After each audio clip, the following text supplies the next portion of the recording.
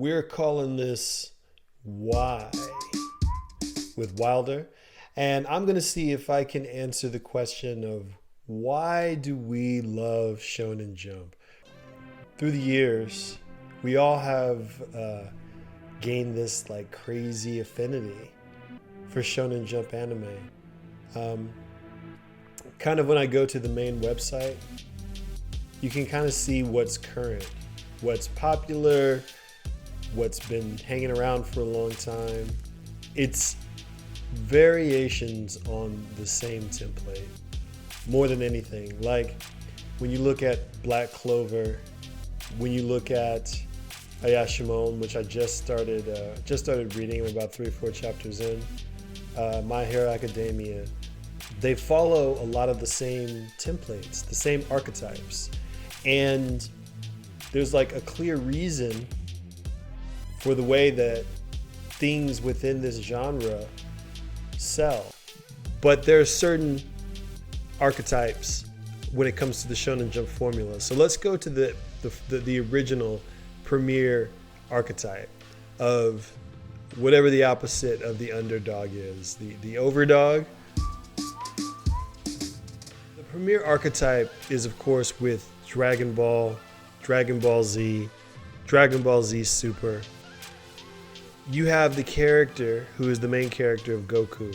He is the best. He's the strongest. And his only avenue in life is to find someone else who could potentially be as strong as him. And it's funny because in the Shonen Jump formula, your greatest enemies become your greatest friends. Vegeta is essentially part of the family.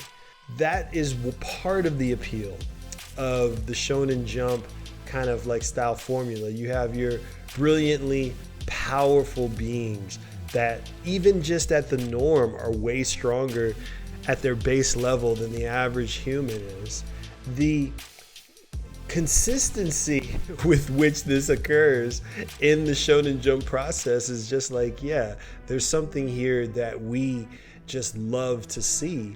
We're obsessed with like power levels, with the strain and the ability to quantify our strength. There's no real way to do that in real life. And we kind of know by certain estimates how strong we are when lifting weights, when we kind of compete, but a lot of times you don't get just that pure competitive nature like you get here, and you can kind of like see it play out and what could have been, and look at how strong this guy is that the power scouter actually broke. Like, it's just wild stuff. And then of course, when you don't really get a chance to watch, now you can play the games. So they've done tons of Dragon Ball type games, Dragon Ball Z Fighters. There's plenty of these games out there, and people buy them. They really buy them. I don't know how much they love them. Dragon Ball has been around for so long. When I was in college, I had already been watching Dragon Ball Z for almost 10 years at that point, maybe 8 years. And I was waiting for Majin Buu saga to end. And when they finally aired the last episode, I was like, oh, I finally saw all of Dragon Ball Z. I've done it. And of course, we have all of this great stuff. And when Dragon Ball Super started to come out, I watched the first episode, but then I started reading the manga. So I'm reading the manga version of Dragon Ball Z Super. And it's funny because I should be tired of these stories, but I'm not. We're all not. And that's kind of like the wild point of it. Like, we love these stories to crazy degrees, and the moments that they strike, those moments where we just remember like that was a really, really cool moment. Like this one right here, where Vegeta gets to unleash again and fight Goku like he did back in the day, but he got to do it in a way where he's not at fault because he was got the brand right on the forehead. I love this moment. I still remember seeing his neck stretch up. What's up? That's a moment. Why am I so drawn to these type of moments? Dragon Ball is not the only one, of course. We love One Piece. This is one that I really wanted to talk about, which kind of double backs in on my Dragon Ball Z theory. Shonen Jump stories are soap operas for like teens. Historically teen boys, but now a little bit more of a broader audience. Like if you're into fighting and that's how you kind of express your emotions, these are the perfect things. Because I think about like the stories and how we're getting to like issue 1000 and there's over 800 anime episodes, and every single time I see an image, I get emotional and I just feel the thrill and the excitement of the adventure and the battle and the camaraderie. And that's something special that One Piece really, really does. But yet, so does Dragon Ball Z.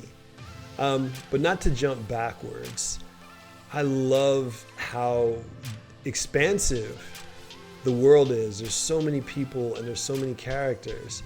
And it's like they get a chance to fit in all these different environments. Like they're not splash pages, but the title pages for One Piece are some of the best, because they still feel like the manga itself, but they also feel elevated with all these colorful characters and interesting like guys. Like look at this, it's like a little foxes over here, you know, there's like ducks and hats. I love how Oda just expresses what is the most fun.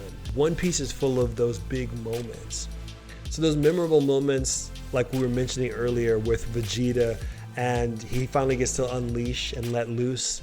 Luffy gives us that all day.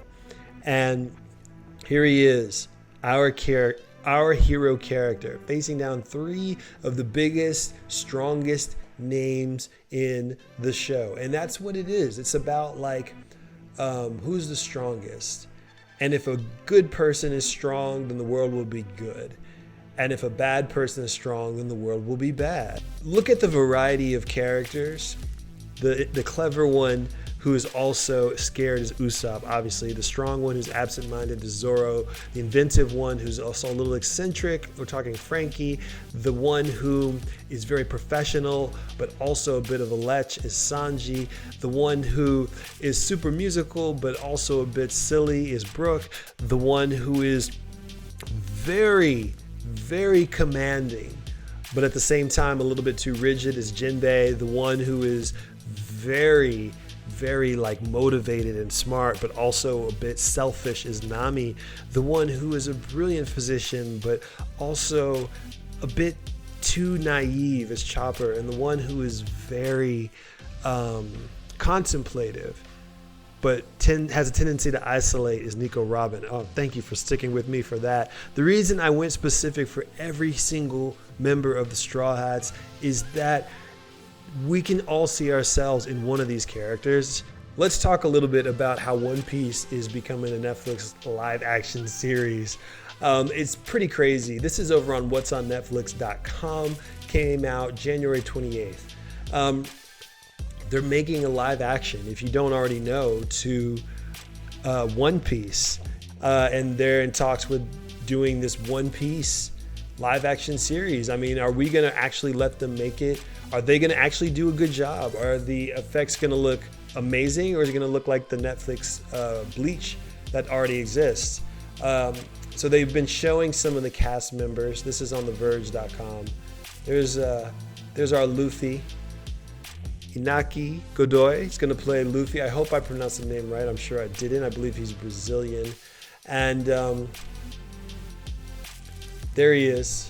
He looks lively. He looks like he's going to be, like he looks the part at the very end. And One Piece got their games too. So most shonen genres, now that games are getting even nicer and nicer, they get a video game. Naruto had tons. Another great kind of power cathartic fantasy for a certain type of person. that you could see yourself in all the different Naruto characters and be strong in your own way. And this game, One Piece World Seeker, is just really nice to look at. I haven't played much of it, just a little bit. I just love that it catches the spirit of One Piece in look and feel. You play as Luffy and you get to go around and really, really explore the world. And I think that that kind of ties things together. It's like in these shonen type series, we're wanting to experience the world of the powerful through our own lens and in our own way and method. We're wanting to fully establish the memories in those thrilling moments, partially because, you know, we all like have the fun fantasies and the exciting times and stuff like that. And in all honesty, that's what entertainment is. It's a fantasy.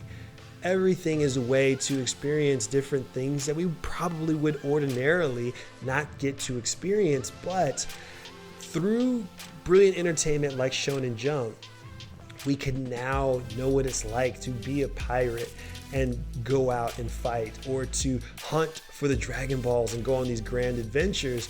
We can truly know what that's like. So when I think about Shonen Jump, like when I truly think about it, I'm always in awe of what they're able to present. There's so many different characters that we can all see ourselves in, and we can kind of ride out the emotion of adventure in perpetuity as long as there's new stories for us to fulfill. And for whatever reason, we're drawn to a certain type of thing. Strong characters, otherworldly strong characters. We're drawn toward a very down-to-earth good person in here who sometimes people mistake as a bad person or sometimes plays the role, but deep down, they're all good. They're always fair. And it's these kind of like the notion of if a good person is the strongest in the world, then the world will be a good place. Wouldn't that be interesting? They've been doing this and they've created so many amazing characters, so many great experiences that we've probably never read, but it's not coming out of nowhere. It's all in regards to what they've been able to push their artists to do, to push their writers to create, and allow us to have these worlds where if you're just having like a bored day or a down day, you can escape to a thrilling, exciting landscape. Or if you're just frustrated with how unfair things are, you can go and read about a series where things are just as long as someone steps up to do the right thing. They're encouraging. They give us that kind of like energy to try and do more. Like if you don't believe me, go on TikTok and see how many fitness bros have pictures of Baki on their wall where they're like, I'm trying to look like Baki. We are what we consume in a lot of ways, and we consume what we wish to be, and a lot of us wish to be good people. So I think that's why we're drawn into Shonen Jump. I think it's about experiencing it as the best versions of ourselves. So if you're the smart, clever one who kind of sits in the background and navigates the world, well, you can watch Nico Robin. If you're the very strict military style person who always protects their people and does what's right, well, you can watch Jinbei and see an elevated version of yourself. If you're a wild, crazy guy who just likes to laugh and doesn't get their feelings hurt at all and just likes to be the best and have fun, well, Goku is for you. And that's what it's about. Main characters, side characters, all of us going together, experiencing what it's like to be strong. This is why with Wilder. Stay tuned. Reaper Girl to an extent. I'm only a little bit part way through that, but yeah, you can kind of see where I'm headed. If it lets me. No, I guess it's not.